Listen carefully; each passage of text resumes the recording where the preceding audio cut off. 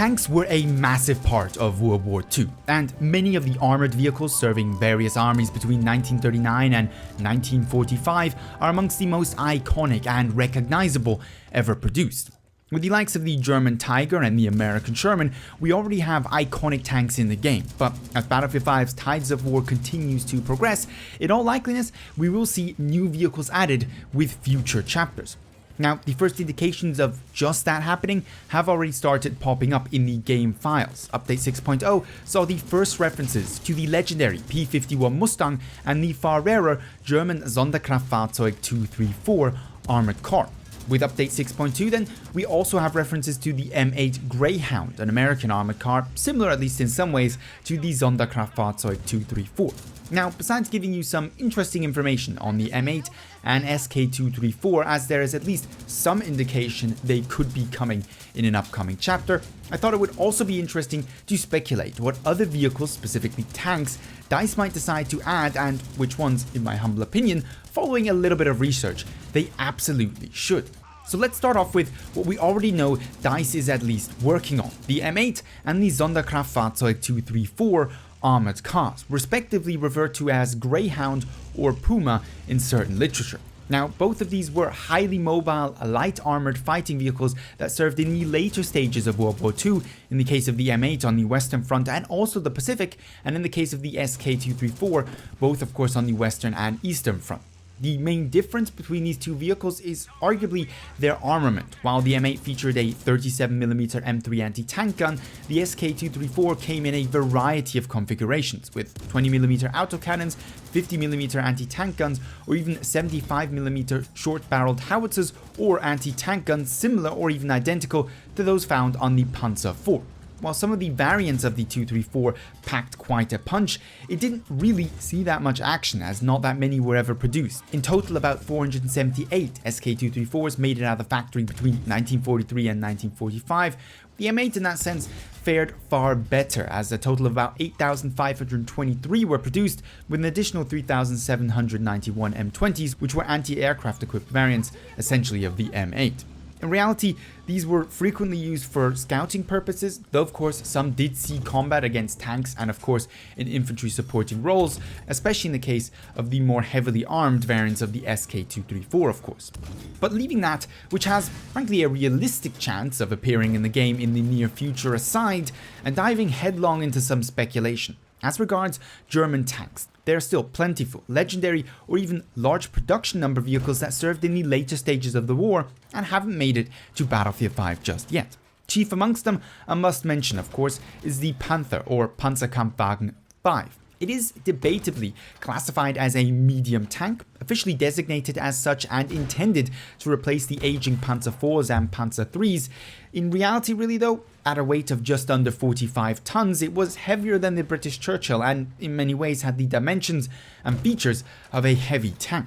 Now, the Panther served of course on the Western and Eastern Front, and a total of about 6,000 were produced before the war ended, far more than Tiger 1s and even Stuck 4s combined, both of which of course we already have in the game as it stands right now.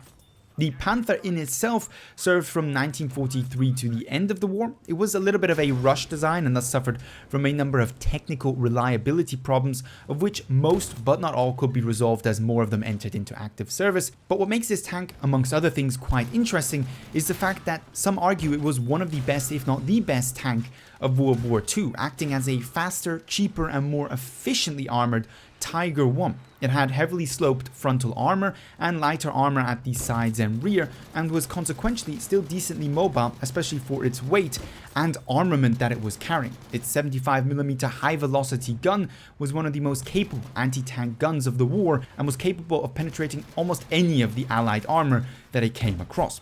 Much like the Tiger, however, it was susceptible to flanking, and frankly even more so as it was more lightly armored on the sides and rear than the Tiger, which otherwise had decent protection. Now, the Germans absolutely had a love for heavy tank designs, in the later stages of the war especially so, and unsurprisingly, following the reputation the original Tiger 1 had gained on the battlefield, endeavored to improve on that design with a successor. The Tiger II, or Königstiger, translated roughly to King or Royal Tiger, was just that. This thing was heavier, better armored, and even more deadly than the original Tiger. It had sloped frontal armor, which was a solid 7 inches thick, and some argue never was actually penetrated in combat, and it also featured one of the war's most powerful anti-tank guns, an 88mm monstrosity capable of taking out enemy armor at ranges where the Allies often could only dream of even hitting a shot. It was by no means the fastest tank of the war, unsurprisingly given its almost 70-ton weight, and it wasn't the most reliable either, often needing complex repairs that at this stage of the war, retreating Germans weren't able to complete. Despite being one of the most dangerous tanks of World War II, it was however a relative rarity, with only 492 ever produced, and the Allies first encountering them in the Battle for Normandy. Before moving to Soviet and American designs of the era, however, a brief mention to the countless tank hunter and tank destroyer designs fielded by the Germans, especially in the later stages of the war. They all featured turretless designs, relatively decent sloped frontal armor, and for their sizes, a massive anti-tank gun. The Hetzer or Jagdpanzer 38 light tank, unsurprisingly based off the 38T, which we already have in the game, featured a Pak 39, very similar to the Stück 40 found on the Stück 4, which we already have in the game, and of course a very capable anti-tank weapon. The slightly larger platform-based Jagdpanzer IV, based of course on the Panzer IV that we also already have in the game, featured the Pak 42, more or less the same gun found on the Panther or Panzerkampfwagen V we mentioned earlier, and argued by some to be the best anti-tank gun of the war. And if you really want something absolutely beastly, there was always the far rarer Jagdpanzer, based of course on the Panther tank and featuring the insane 88mm Pak 43 found on the King Tiger just mentioned a couple of minutes ago. All of these designs featured relatively low profiles, and with the exception of the Jagdpanzer, were produced in fairly sizable numbers, about 2,827 and 2,000 respectively of the Hetzer and Jagdpanzer IV, and as mentioned previously, a far lower number of the Jagdpanthers at only 415 examples. As all of these tanks were based on other tank bodies, DICE could offer these as specialization options for the existing tanks we have in the game, though time of course will tell if we are graced with a dedicated tank hunter class in Battlefield 5. I for my part sure do hope so. The Germans were of course not alone in designing legendary or interesting tanks. Opposing them in the east, you had the Soviets, and in the west, you had the Americans and British. If we ever do get the Soviet faction, which to me is an absolute must for a World War II shooter, the game won't be complete without the legendary T-34 of course. A mind-boggling number of these were built during and even after World War II, and were such a threat to the Germans that they embarked on designing heavier tanks such as the previously mentioned Panther to specifically counter it.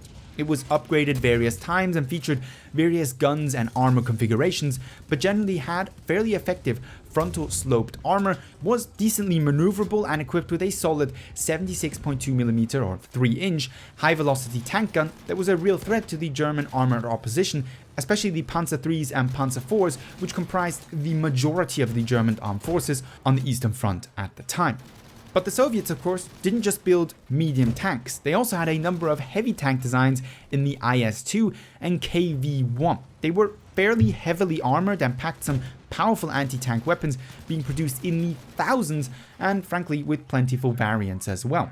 If DICE does move to introduce a heavy Soviet tank, I would assume it to be the IS-2, as the KV-1 was produced early in the war and, more importantly, basically was outclassed by the later better versions of the T-34 once those came around. In terms of tank destroyers though, the Soviets have offerings just as varied and interesting, frankly, as the Germans do. Amongst their designs were the Su-85, Su-100 and ISU-122, with the Su-85 and later Su-100 being based on the chassis of the T-34, and thus once more in terms of in-game realization could operate as specialization choices for the T-34 once that comes to the game, if it comes to the game.